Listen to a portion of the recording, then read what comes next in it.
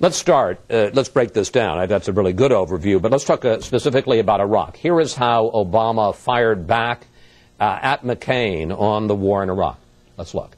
John McCain may like to say he wants to follow Osama bin Laden to the gates of hell, but so far all he's done is follow George Bush into a misguided war in Iraq.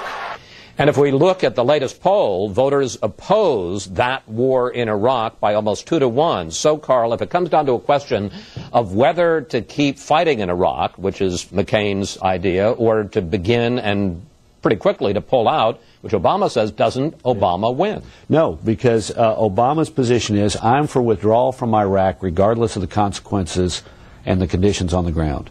The American people don't like this war, but they do not like the idea of withdrawal without paying attention to the conditions on the ground. They want the military commanders to say what we can and should do.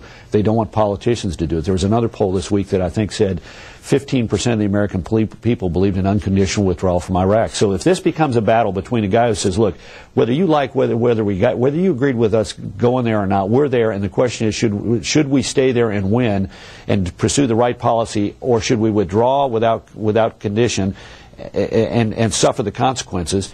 And a candidate who says, I'm for withdrawing without regard to what the conditions are, John McCain will win that argument. All right, but Obama has found a clever way to link the war in Iraq to our domestic problems with the economy here at home. Let's watch. We are spending $12 billion per month. That is money that we could be spending here in the United States, rebuilding our infrastructure, building schools, sending kids to university.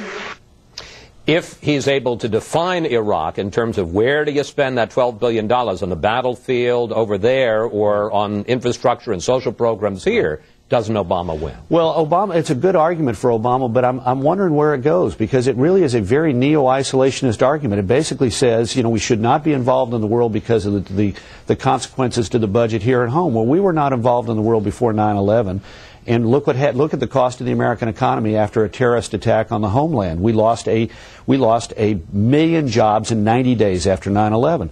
If we were to give up Iraq with the third largest oil reserves in the world to the control of an al-Qaeda regime or to the control of Iran, don't you think $200 a barrel oil would have a cost to the American economy? So it's a cute thing in a primary. I'm not certain over an 8-month general election that you can make the argument that we ought to take a look at every foreign policy commitment of the United States and measure it on the basis of the number of dollars that we've got there. I happened to be in Los Angeles on Monday, and somebody had heard Obama say this to me. They were a Democrat, and at dinner they said, I'm worried about that, because does that mean he's going to be looking at our support, for example, for the state of Israel, and looking at it in terms of what could we be doing at home with those dollars? And it was a nice line, but I'm not certain how durable a line it is.